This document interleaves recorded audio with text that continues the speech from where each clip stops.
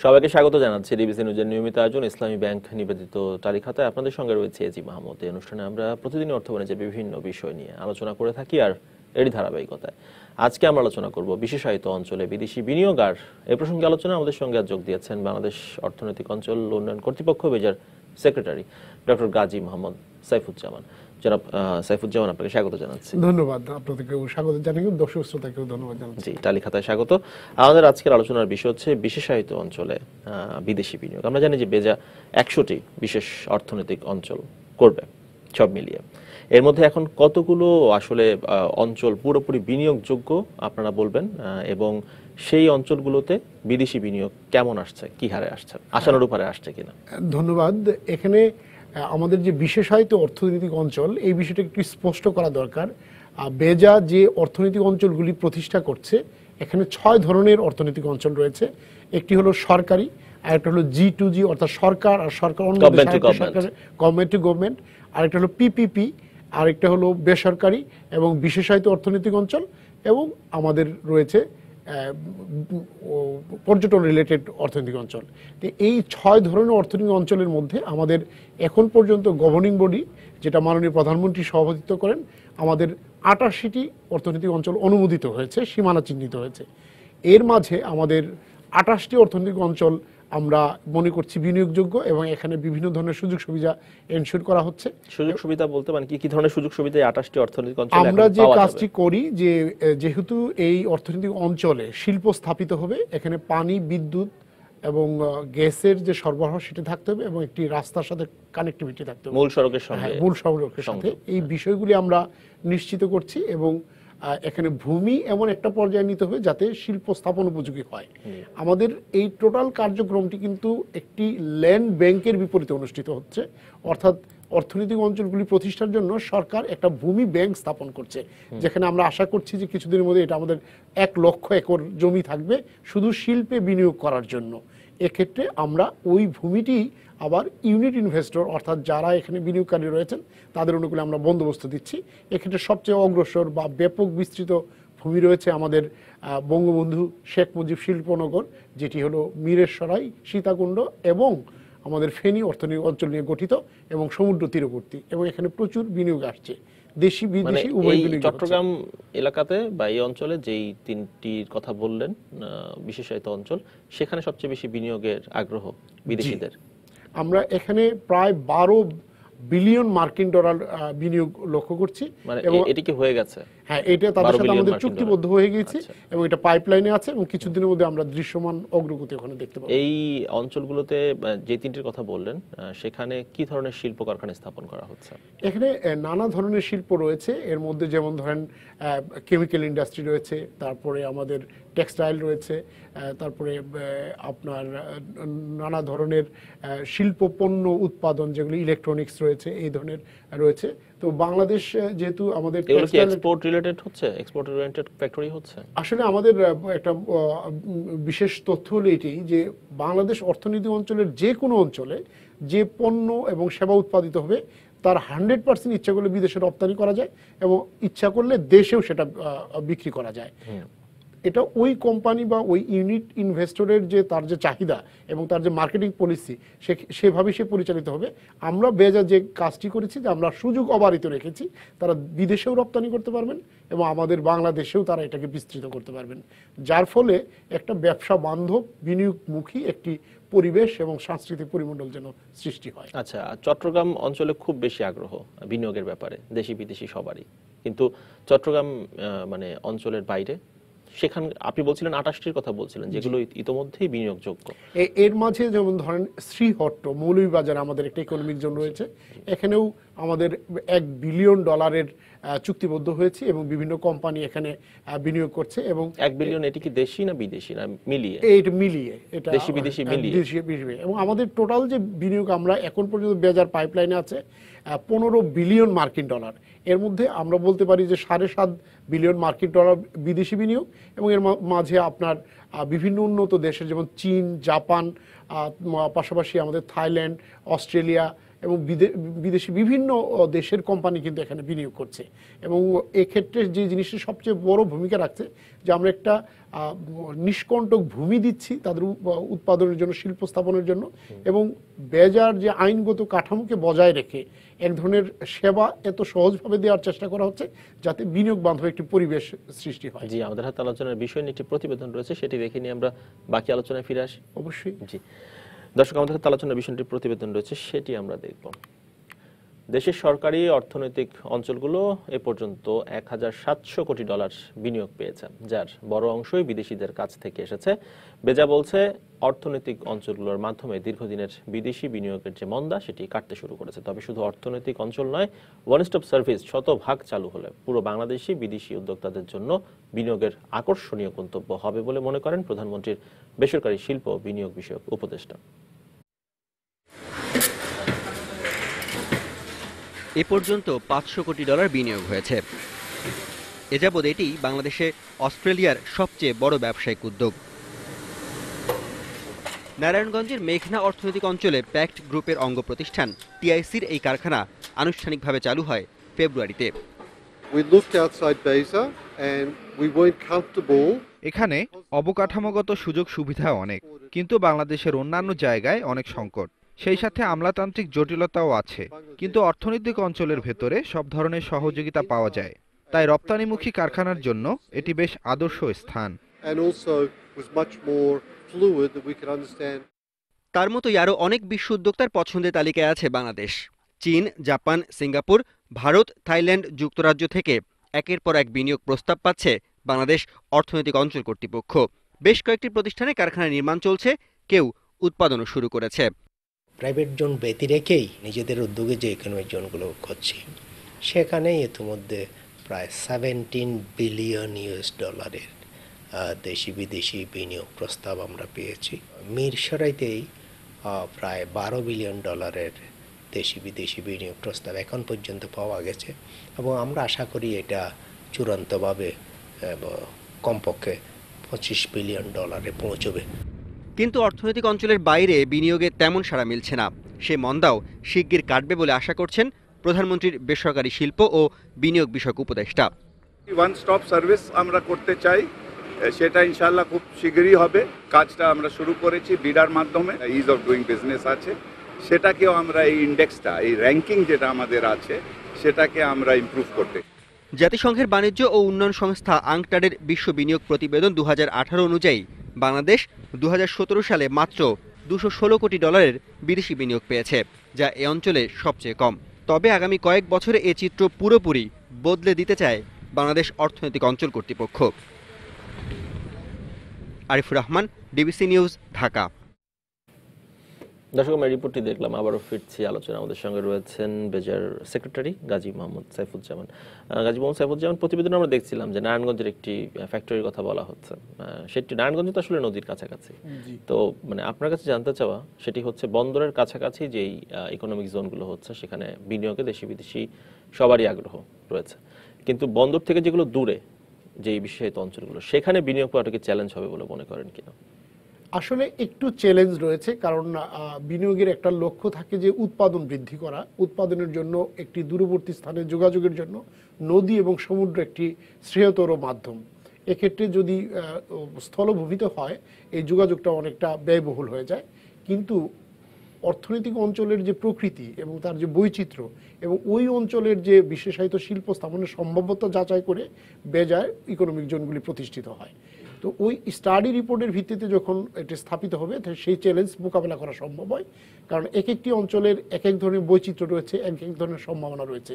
সেই সম্ভাবনাগুলোকে আলোকিত করে যখন শিল্প স্থাপিত হবে, সেটি আমাদের চ্যালেঞ্জ অতিক্রমে সহায়তা করবে, পাশাপাশি আমাদের বিনিয়োগ বৃদ্ধি এবং আমাদের অর্থনৈতিক কর্মকাণ্ডকে সমৃদ্ধ। মানে সেখানে মানে যেগুলো বন্দরের কাছাকাছি নয়, সেসব অঞ্চলে কি ধরনের বিশেষ সুযোগ সুবিধা থাকবে ব্যবসায়ী? এইটি ধরেন আপনার রয়েছে যে প্লাস্টিক জাতীয় পণ্য ভিত্তিক যেরকম শিল্প হতে পারে, তারপরে আপনার কৃষি ভিত্তিক শিল্প হতে পারে, তারপরে আপনার শ্রমঘন যে সমস্ত শিল্প রয়েছে, ওই কমিউনিটির মানুষ এখানে পার্টিসিপেট করে সম্পন্ন করতে পারে, ইভেন গার্মেন্টসও হতে পারে। মানে আপনারা লোকাল এন্টারপ্রেনারদের এখানে উৎসাহিত করবেন বেশি, যেখানে আসলে আমরা একটু আসলে বন্দর থেকে যেগুলো দেশি দূরে, বিদেশি উভয়কেই উৎসাহিত করছি। না মানে বন্দরের থেকে যেগুলো দূরে দূরে। সেখানে আপনি লোকাল এন্টারপ্রেনারদের বেশি উৎসাহিত না, করবেন, এখানে বিদেশিরাও যেতে লোকাল পারে। কনজাম্পশন যেসব প্রোডাক্ট হয় সেগুলোর জন্য না, লোকাল কনজাম্পশন রপ্তানিমুখীও কিন্তু হতে পারে, কারণ একটা কানেক্টিভিটির মধ্যে কিন্তু ব্যবসায়ী কি সেটি করতে চান, মানে বন্দর যত দূরে হয় ব্যবসায়ী তত বেশি নিরুৎসাহিত হন সেখানে শিল্প কারখানা স্থাপনে।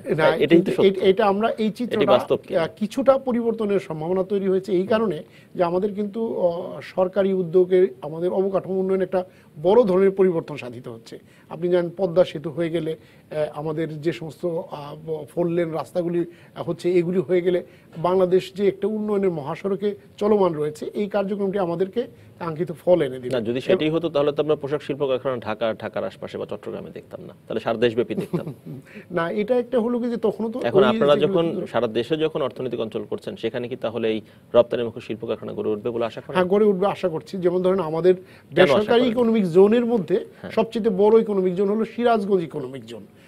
এটি আমাদের যে যমুনা সেতুর তীরবর্তী স্থানে, এখানে 1000 একরেরও বেশি জমি রয়েছে এবং এখানে আমরা মনে করছি যে গার্মেন্টস এবং গার্মেন্টস পণ্য উৎপাদনের নিকটবর্তী মানুষ এখানে অংশগ্রহণ করতে পারবে। ফলে আমরা কিন্তু উত্তরবঙ্গ থেকেও যে শিল্প এবং রপ্তানিমুখী শিল্প স্থাপনের সুযোগ তৈরি করতে পারছি। জি, আমাদের একটি বিরতির সময় হয়ে গেছে, বিরতির পর ফিরে এসে বাকি আলাপটা আপনার সঙ্গে করতে চাই। দর্শক, বিরতির পর ফিরে আসছে তালিকাতে, সঙ্গে থাকুন।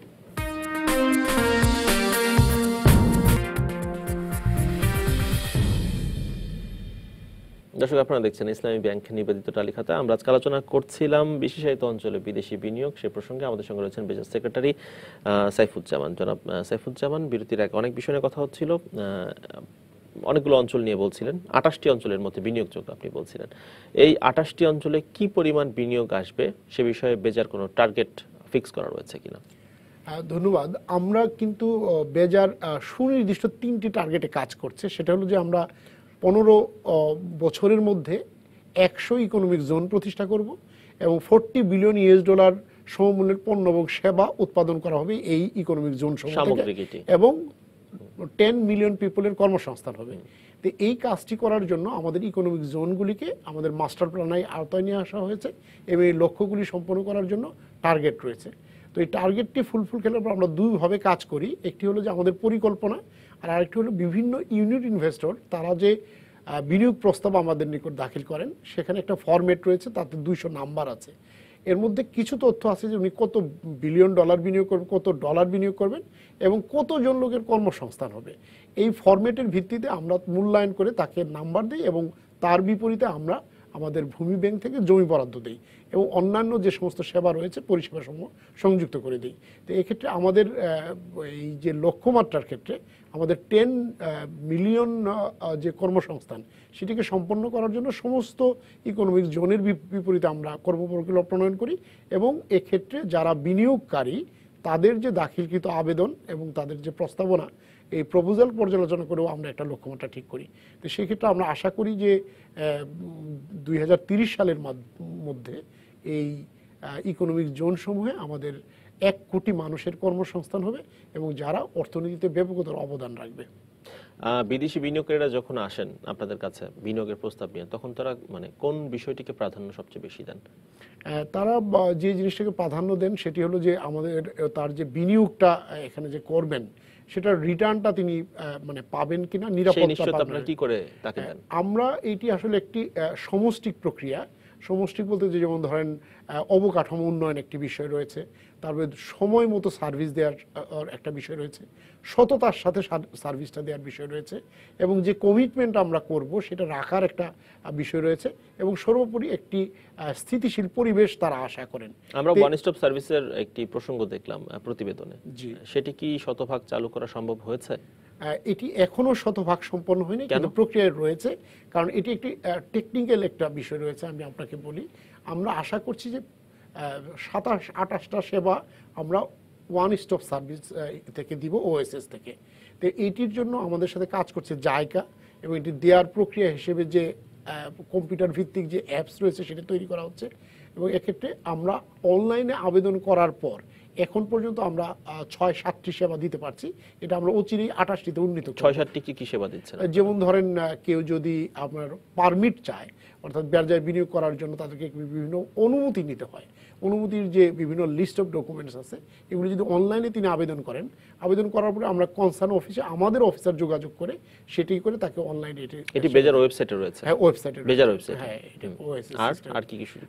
আর সেবা রয়েছে যে আমাদের যে সমস্ত বিনিয়োগের যে ডকুমেন্ট রয়েছে, অর্থাৎ আমাদের যে বেজার ভিশন, তারপরে বিনিয়োগকারী বিনিয়োগ করতে গেলে যে বিষয়গুলি তাকে অনুসরণ করতে হবে, এবং সর্বোপরি হলো এই দেশে বিনিয়োগ করার ক্ষেত্রে আমাদের যে আইনগত ভিত্তি, অর্থাৎ লিগেল একটা ফ্রেমওয়ার্ক। আপনি জানেন যে 2010 সালে আমাদের অর্থনৈতিক অঞ্চল কর্তৃপক্ষ আইন হয়েছে, সেই আইনের আওতায় কিন্তু দেশি এবং বিদেশি উভয় বিনিয়োগকারীকে নিরাপত্তা দেওয়া হয়েছে যে তিনি বিনিয়োগ করলে এখানে নিরাপদ পরিবেশে বিনিয়োগ করতে পারেন এবং তার বিনিয়োগ একটা আইনগত কাঠামোতে সংরক্ষিত থাকবে। আপনাদের কি কোনো কি মানে সিলিং রয়েছে কিনা যে এর এত টাকার কমে বা এত ডলারের কমে আমরা বিনিয়োগ নেব না, বা জমি বরাদ্দ এর নিচে দেওয়া হবে না? না, এই ধরনের সিলিং আমাদের নেই, কারণ এটা থাকাটাও যৌক্তিক না। কারণ অনেক সময় একটা দেখা যায় কম জমিতে একটা বড় বিনিয়োগ হতে পারে, আবার একটা বড় জমি লাগে মানে বিনিয়োগের জন্য। তার মানে এই সিলিংটা উন্মুক্ত? এটা উন্মুক্ত। আমাদের ওই যে বিনিয়োগ করে তার পণ্য বিক্রি করার ক্ষেত্রে যেমন দেশি বিদেশি উভয় জায়গায় নিয়ে স্থানান্তর করতে পারবেন, ঠিক এইভাবে আমরা এই ধরনের কোনো সিলিং রাখা হয় না। তার মানে কি লোকাল এন্টারপ্রেনাররা চাইলেই যে কোনো জায়গায় তারা অ্যাপ্লাই করতে পারবেন, যে কোনো অঞ্চলের জন্য অ্যাপ্লাই করতে পারবেন? জি, যে কোনো অঞ্চলের জন্য অ্যাপ্লাই করতে পারবেন। আচ্ছা, নাকি এরকম কোনো বাধা ধরার নিয়ম রয়েছে যে যেগুলো বন্দরের কাছাকাছি সেখানে শুধু রপ্তানিমুখী শিল্পই করা যাবে? না, এরকম নেই। ওই যে আমি বললাম যে আমাদের যে 6টি যে ধরন ইকোনমিক জোনের, তার মধ্যে বিশেষায়িত অর্থনৈতিক অঞ্চল যেটা, সেটাতে ওই বিশেষায়িত কোনো একটি বিশেষ শিল্পের জন্য, যেমন ধরেন আমাদের সাবরাউন্ড ট্যুরিজম পার্ক। আচ্ছা, ওয়ান স্টপ সার্ভিসের প্রসঙ্গটা একটু শেষ করে নিই। সেটি কেন পুরোপুরি চালু করা যাচ্ছে না বা পুরোদমে চালু করা যাচ্ছে না? কারণ ওয়ান স্টপ সার্ভিসের কথা আমরা দীর্ঘদিন ধরে শুনছি যে এটি চালু করা হবে, কিন্তু কোনো একটি কারণে বাস্তবায়ন হচ্ছে না কেন? না, এক্ষেত্রে আমি আপনাকে বলবো যে ওয়ান স্টপ সার্ভিসে যে সেবাগুলি দেয়া হবে সেটি বেজা যদি তার সেবাগুলি দেয়, কিন্তু বেজা এককভাবে এটি দিতে পারে না, কেননা এর সাথে অন্য প্রতিষ্ঠান জড়িত। যেমন ধরেন কেউ আপনার ট্রেড লাইসেন্সের জন্য আবেদন করলো, কিংবা কেউ ভ্যাটের জন্য আবেদন করলো, কিংবা কাস্টমস ক্লিয়ারেন্সের জন্য আবেদন করলো, তখন এই আবেদনটা আমাদেরকে সংশ্লিষ্ট দপ্তরে পাঠাতে হয়। পাঠানোর পরে তাদের যে একটা পদ্ধতিগত তদন্ত বা কোয়ারি আছে সেটি সম্পন্ন করে তারা এই অনুমোদনটা দেয়, সেটি আমরা ওয়ান স্টপ সার্ভিসের মধ্যে ডেলিভারি দিতে পারি। সেটি সমন্বিত করার কথা ছিল। হ্যাঁ, সমন্বিত করার জন্যই আমাদের কিন্তু আইন করা হয়েছে, এবং আইন করার প্রক্রিয়ার মধ্যে কোন দপ্তর কোন সেবাটা দিতে কতদিন লাগবে তার জন্য আমরা ওই দপ্তর থেকেই তাদের মতামত নিয়েছি। সেটা সমন্বিত আকারেই কিন্তু আমরা এখন একটা প্রক্রিয়ার মধ্যে আইনটাকে চূড়ান্ত করছি, এবং এই চূড়ান্তকৃত আইনটার সাথে আবার অনলাইনে এই কার্যক্রমটিকে টেকনিক্যালি সংযুক্ত করার যে প্রক্রিয়া, সেটিও আমরা কিন্তু জায়গা সহযোগিতা নিয়ে করছি। আমরা আশা করছি খুব দ্রুতই এটি কার্যকর হবে এবং আমরা ডিজিটাল সেবা দিতে পারব। জি, এখন যে অবস্থায় রয়েছে সব মিলে আপনার কাছে কি মনে হয় যে ওয়ান স্টপ সার্ভিস শতভাগ কার্যকর করতে কতদিন সময় লাগতে পারে? এটি তো মানে আশা করা হচ্ছে যে আমরা এই জুলাই সেপ্টেম্বরের মধ্যে এটা আমরা শতভাগ অনলাইনে এই সেবাটা কার্যক্রম শুরু করতে পারবো। এই সেবা কি দেশি বিদেশি সবাই নিচ্ছেন, সবাই পাচ্ছেন? হ্যাঁ, সবাই পাচ্ছেন, এবং এখন পর্যন্ত আমাদের অনলাইনের এই সেবাটি অর্থাৎ ওএসএস এর যে সেবা সম্পর্কে কোনো ধরনের অভিযোগ কিংবা অস্বস্তি বা আপত্তি আমরা শুনিনি। কিন্তু এমন অভিযোগ কি রয়েছে কিনা যে শতভাগ সেবা পাওয়া যাচ্ছে না, তাই না, এদেশে বিনিয়োগ আসছে না? সেবা আমরা এখন পর্যন্ত কিন্তু অনলাইনে দেইনি, কিন্তু ওই সেবাগুলি কিন্তু চালু আছে। হ্যাঁ, অনলাইনে না দেওয়ার কারণে কি বিনিয়োগ আটকে আছে এরকম কোনো খবর আছে কিনা? যে অনেকে অভিযোগ করেছেন বা অনেক বিনিয়োগকারী বলছেন এমন হতে পারে যে অনলাইন এই সেবাগুলি এখনো ওইভাবে পরিচিতি হয়ে ওঠেনি, কিন্তু যখন পরিচিতিটা পাবে, যখন মানুষ অভ্যস্ত হয়ে যাবে যে এইভাবেই এটা করতে না, আমার প্রশ্নটি হচ্ছে মানে ওয়ান স্টপ সার্ভিস শতভাগ কার্যকর না হওয়ার কারণে কোনো বিনিয়োগ আটকে আছে কিনা বা অনেকে বিনিয়োগে নিরুৎসাহিত হয়েছেন কিনা? না, এরকম কোনো তথ্য আমাদের কাছে নেই। তাহলে এই সেবা চালু করলে বিনিয়োগ বাড়বে, সেটি কি করে আশা করেন? এটা আশা করছি এই কারণে যে মানে সারা পৃথিবীতে আপনার দেখা গিয়েছে যে অনলাইন সেবা দ্রুত দিলে পরে তাদের কার্যক্রম কিন্তু সহজ হয়, এবং এক্ষেত্রে আমরা যদি বিদেশি বিনিয়োগ বাড়াতে চাই তাহলে দেখা যাচ্ছে যে অনেকে এসে ফিজিক্যালি একটা অফিসে এসে চেষ্টা করে কোনো একটা কাজ করা তার জন্য দূর হতে পারে, কিন্তু দেশের যে কোনো প্রান্ত থেকে, পৃথিবীর যে কোনো প্রান্ত থেকে যদি তিনি আবেদন করে ওই ডকুমেন্টগুলি প্রিপারেশন নিয়ে যদি উনি কাজ করেন, তাহলে কিন্তু ওনার মানে ওই যে ভিজিটটা কমে যায়। এবং আমরা জানি যে কোনো ইনোভেটিভ কাজের জন্য মনে করেন আপনার ভিজিট যদি কমে, কস্ট যদি কমে, টাইম যদি কমে, তাহলে এটা স্মার্ট ওয়ার্ক। তাহলে এর মাধ্যমে মূলত আমরা একটি স্মার্ট সেবা দিতে পারবো। আচ্ছা, আর এখন তো মানে অনলাইনে সবগুলো না হলেও এখন ম্যানুয়ালি করা যাচ্ছে বলছি। ম্যানুয়ালি কি মানে বেজার অফিসে যেতে হবে নাকি অর্থনৈতিক অঞ্চলগুলোতে গেলেই হবে? না না, বেজার অফিসে বেজার অফিসে গিয়ে ম্যানুয়ালি করতে হবে। যে আমাদের আরেকটি বিরতির সময় হয়ে গেছে, বিরতির পর ফিরে আসছি বাকি আলোচনায়। দর্শক, বিরতির পর ফিরছি টালি খাতায়, সঙ্গে থাকুন। দর্শক, আপনারা দেখছেন ইসলামী ব্যাংক নিবেদিত টালি খাতা। আমরা আলোচনা করছিলাম আজকে, সেটি হচ্ছে বিশেষায়িত অঞ্চলে বিদেশি বিনিয়োগ। আমাদের সঙ্গে রয়েছেন বিজার সেক্রেটারি জনাব সাইফুজ্জামান। জনাব সাইফুজ্জামান, বিরতির আগে আমরা আলোচনা করছিলাম ওয়ান স্টপ সার্ভিস নিয়ে, সেটি শতভাগ কেন চালু করা যাচ্ছে না। আপনি বলছিলেন যে সমন্বিত উদ্যোগটি প্রক্রিয়াধীন রয়েছে, খুব শিগগিরই সেটি চালু হবে বলে আশাবাদ ব্যক্ত করলেন আপনি। সেই সঙ্গে আরেকটি বিষয় যে বিদেশিরা এবং দেশি আমাদের যারা উদ্যোক্তা রয়েছেন তারা অনেকেই বলে থাকেন যে বাংলাদেশের কস্ট অফ ডুইং বিজনেস অনেক বেশি। এটি কি করে কমিয়ে আনা যায়? বেজায় এই বিষয়ে কি ভাবছেন? হ্যাঁ, খুবই চমৎকার এবং গুরুত্বপূর্ণ একটি প্রসঙ্গের অবতারণা করেছেন। যে আপনারা জানেন ইজ অফ ডুইং বিজনেসে বাংলাদেশের অবস্থান এখন 176, মাত্র 190টা দেশের মধ্যে, যেটি আমাদের জন্য মোটেই কাঙ্ক্ষিত নয়। তো এক্ষেত্রে আমরা বেজার যে কাজটি করার চেষ্টা করছি, যে আমাদের কাজ সেবার প্রকৃতি এবং দ্রুত সময়ে সেবা দেওয়ার ক্ষেত্রে আমরা কাজ করে চলেছি এবং আমরা মনে করি যে যেভাবে কাজ এগিয়ে চলেছে এবং অচিরেই আমাদের এই অবস্থানটা উন্নীত হবে এবং আমরা ইজ অফ ডুইং বিজনেসের যে আমাদের যে সূচক, সেখানে আমাদের মান উন্নয়ন হবে। এক্ষেত্রে ওয়ান স্টপ সার্ভিস একটা উপায় হতে পারে। এই জিনিসটি কিন্তু আমরা এর আগে এর জন্য যে নাম্বার পাওয়ার সেটা কিন্তু পাইনি। আর বেজার ক্ষেত্রে আমাদের যে কার্যক্রমগুলো আমরা নিচ্ছি, কোনো আবেদনকারী কোনো প্রস্তাবনা দাখিল করার পর আমরা দ্রুত সময়ের মধ্যে সিদ্ধান্ত নেই এবং তাকে দ্রুত সময়ের মধ্যে তার অংশের কাজটুকু করার জন্য প্রস্তুত করি। এখন তাহলে মানে কতদিন লাগে বেজায় আবেদন করার পর আমি শিল্প কারখানা শুরু করার জন্য কতদিন সময় লাগে? এটি আসলে নির্ভর করে যে উনি কোন ইকোনমিক জোনে বিনিয়োগ করতে চান। যেটি আমাদের সবচেয়ে পুরোপুরি প্রস্তুত রয়েছে, সেটাতে যদি বিনিয়োগ করতে চান তাহলে আমরা দ্রুততার সময়ে এর মধ্যে পারবো এবং এক্ষেত্রে আমরা মনে করি যে 1 মাসের মধ্যেই তিনি তার আবেদনের ফলাফল সমস্ত কাগজপত্র কাজ কমপ্লিট করে শিল্প নির্মাণ কাজ শুরু করে দিতে পারবেন, কারখানা নির্মাণ কাজ শুরু করতে পারবেন এখন। আর কি পরিমাণ আসলে ব্যয় করতে হয় বা জমি বরাদ্দ পাওয়ার জন্য, জায়গা পাওয়ার জন্য কি পরিমাণ খরচ করতে হয়? এটি আসলে নির্ভর করে তার যে বিনিয়োগ প্রস্তাব তার উপর নির্ভর করে। সাধারণত দেখা যায় যে কোনো বিনিয়োগকারী ইচ্ছে করলে 5 একর জায়গার জন্যও তিনি আবেদন করতে পারেন, আবার কোনো বিনিয়োগকারী 500 একরের জায়গার জন্য আবেদন করেন এবং সেখানে কিন্তু তাকে সুনির্দিষ্টভাবে বলতে হয় তিনি কি পণ্য বা সেবা উৎপাদন করবেন এবং কত লোকবল সেখানে কাজ করবে এবং কি ধরনের মেশিনারি যেখানে ব্যবহৃত হবে এবং পুরো শিল্পের সম্ভাব্যতাটা তাকে কিন্তু ওখানে দেখাতে হবে। বিদেশি বিনিয়োগকারীরা ন্যূনতম কত একর জায়গা নেন সাধারণত? তাদের ইন্ডাস্ট্রিগুলো কেমন? তাদের ইন্ডাস্ট্রির আপনার 20, 30, 40, 50, 100 একর জায়গাও তারা নেন, তারা এগুলোর জন্য আবেদন করেন। এখন কোন দেশ থেকে আমাদের এই বিশেষায়িত অঞ্চলগুলোতে বিনিয়োগ বেশি আসছে? আমাদের অনেক দেশ থেকেই আসছে। এক্ষেত্রে সবচেয়ে এগিয়ে আছে আমি মনে করি চীন, জাপান, অস্ট্রেলিয়া, থাইল্যান্ড, এই সমস্ত দেশ থেকে এবং ভারত, তারা এখানে বিনিয়োগ করছে এবং অনেক জায়গায় বড় বড় কোম্পানি, যে সমস্ত কোম্পানি ওয়ার্ল্ড ওয়াইড কাজ করে, উইলমার্ট, তারপরে আপনার রয়েছেন দক্ষিণ কোরিয়ার এসকে গ্যাস, তারপরে আপনার জাপানি নিপ্পন, তো সুমিটোমো কর্পোরেশন, এই ধরনের নানা ধরনের ওয়ার্ল্ড রিনাউন্ড কোম্পানি কিন্তু এখানে বিনিয়োগ করছে। বেজা আরো বিনিয়োগকারী আনার জন্য কি পরিকল্পনা করে বা কি কার্যক্রম?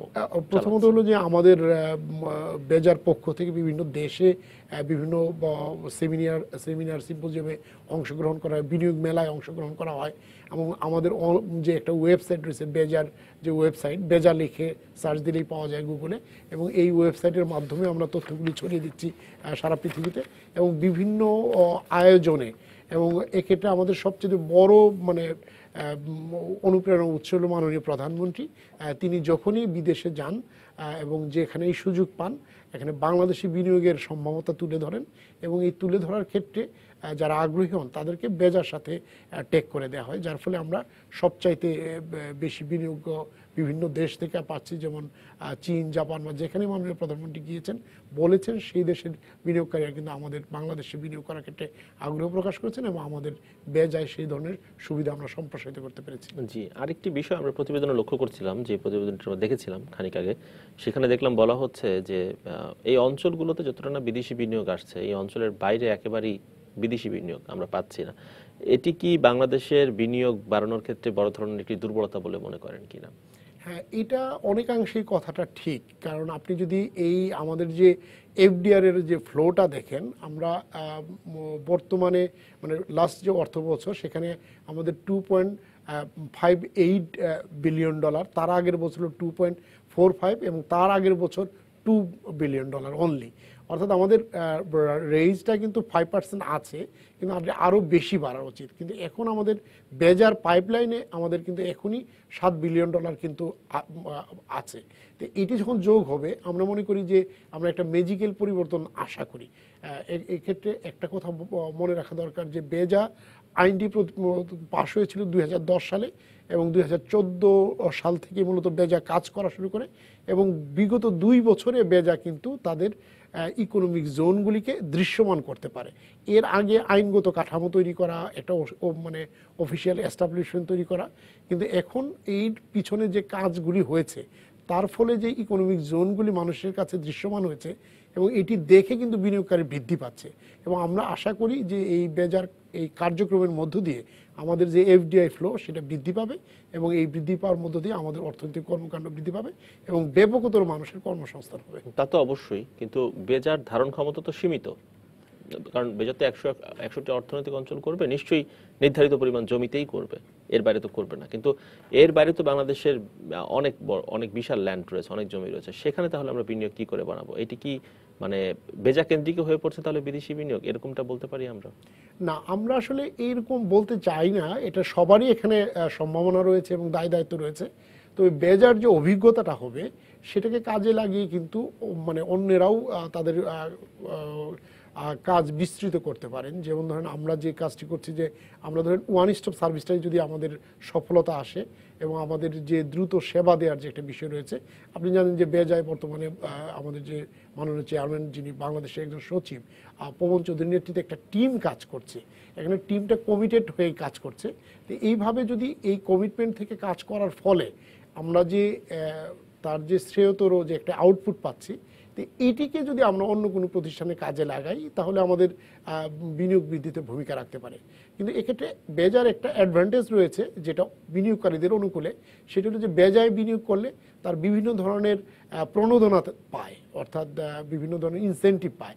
এখানে ট্যাক্সের ক্ষেত্রে, কাস্টমসের ক্ষেত্রে, পণ্য আমদানির ক্ষেত্রে, এই যে নানা ধরনের প্রণোদনার কারণে কিন্তু বিদেশি বিনিয়োগকারী এখানে বিনিয়োগ করেন, এবং যে কারণে বিনিয়োগের প্রবণতাটা কিন্তু আপনার বেজার ইকোনমিক জোনগুলোর সঙ্গে। আর আরেকটা জিনিস হলো যে আপনি ঐতিহাসিকভাবে আমাদের দেশের ভূমি সংক্রান্ত আইন এবং ভূমি ব্যবস্থাপনাটা অনেক জটিল। এই দেশের ভূমি অর্জন করাটা অনেক কষ্টের। তো সেক্ষেত্রে বেজা যেহেতু ল্যান্ডের সমস্ত দায় নিচ্ছে, জমি তৈরি করে সেটা বিনিয়োগের জন্য ছেড়ে দিচ্ছে, এটা যে কোনো বিনিয়োগকারীর জন্যই কিন্তু একটা মানে সহজ একটি পথ, যার মাধ্যমে কিন্তু তার বিনিয়োগ এবং শিল্প উৎপাদন বৃদ্ধি করতে পারে। তো এই অভিজ্ঞতাটাও আমাদের অন্য জায়গায় যদি কেউ বিনিয়োগ করতে পারে সেটা একটা সম্ভাবনা হিসেবে। গ্যাস, পানি এবং ইলেকট্রিসিটি নিরবচ্ছিন্ন থাকবে এমনটা বলছেন আপনারা, সেটা কি করে বেজা নিশ্চিত করছে? এটি আমরা যেহেতু এই বেজার কার্যক্রম একটি অগ্রাধিকার কাজ এবং এর নেপথ্যে কিন্তু রাষ্ট্রের বা সরকারের দর্শনের একটি বিষয় রয়েছে, যে আমরা ভিশন 2021 এবং এইচডি 2030 এবং আমাদের যে ভিশন 2041, যে আমরা উন্নত বাংলাদেশ হব। তো এই কাজটি হবে কার মাধ্যমে, কিভাবে? অর্থনৈতিক পরিবর্তনের মধ্য দিয়ে। তো সেই জন্য সরকারের যে দর্শনটি বাস্তবায়নে কিন্তু বেজা ভূমিকা রেখেছে। আমি খুব জানতে চাইছি যে প্রত্যেকটি অঞ্চলে কি আলাদা করে পাওয়ার স্টেশন তৈরি করা হবে কিনা? হ্যাঁ, এই আমরা ওখানেই পাওয়ার স্টেশন তৈরি করছি এবং গ্যাস স্টেশন তৈরি করছি, যেগুলির সাথে আপনার জাতীয় যে আমাদের গ্রিডের সংযোগ থাকছে। আর বিদ্যুৎ উৎপাদনের ক্ষেত্রে কতগুলি জায়গা আমাদের একটা বিদ্যুৎ জেনারেশনের একটা হাব তৈরি হচ্ছে, যেমন মহেশখালীতে প্রচুর শিল্প স্থাপিত হচ্ছে যেখানে আপনার পাওয়ার জেনারেশন হবে, যার ফলে কিন্তু এখানে এই নিরবচ্ছিন্ন সেবা সবসময় পাওয়া যাবে আশা করছি। জি, অনেক ধন্যবাদ জনাব সাইফুজ্জামান আমাদেরকে টালি খাতায় সময় দেওয়ার জন্য। ধন্যবাদ আপনাকেও, ধন্যবাদ দর্শকদের। জি দর্শক, এই ছিল আমাদের ইসলামী ব্যাংক নিবেদিত আজকের টালি খাতায়। সঙ্গে থাকুন 24 ঘন্টা।